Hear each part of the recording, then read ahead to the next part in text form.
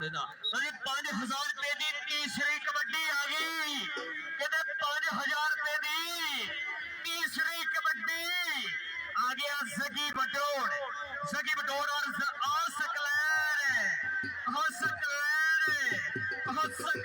Barrage कर रहा try यार मेरे पंजाबी दिलों करता है रब लाके पर देखना तेरा ऐते नंबर दा सकलैन ने खाते नंबर हो गया। सकलैन टक्कर होई से लेकिन नंबर हो गया अली दा।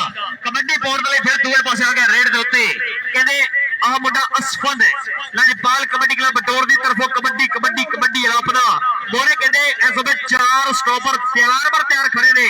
सकलैन बराज आ गया सामने मोरे आ गया सकलैन बराज और असफंद एक पल्ले जवानी है दूजे पल्ले तजर्बा पर शाह दौला जिन्हों देवे बोला सदके आकर देखो जब्बी पै गई बल्ले बल्ले के उन्होंने गल करदा आह देखो मैं ते माइया इंज मिल गया जिवें टिच बटना दी जोड़ी।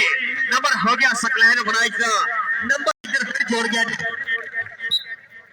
राजपाल कबड्डी क्लब बटोर वेल्डन सदके जिंदाबाद। कबड्डी पाएगा फिर असफद साहब भाई सकलैन बराज भी खड़ा जरताश बराज भी खड़ा कहते बराज पुत्तर ने अज कहते कार्नर कंडियां साहब लिया पर देखना पैना इत्थे टच किहदी हिक दे विच बजेगा। ओह कहते सकलैन बराज आ गया मोरे असल खेड मैदान दे विच उधर असफद भी है इधर बराज भी है और देखना पैना नंबर किहदे खाते जुड़ेगा।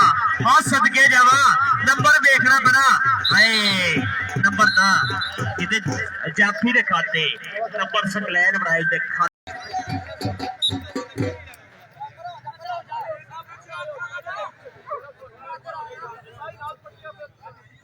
अच्छा तो कोडी पाने लगे ना फिर उस बाद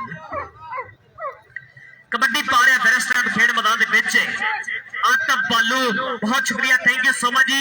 कबड्डी जान पंजाबी ने Facebook page live coverage Mohammad Arshad साहब sir thank you so much और साडे नाल जुड़े ने साजा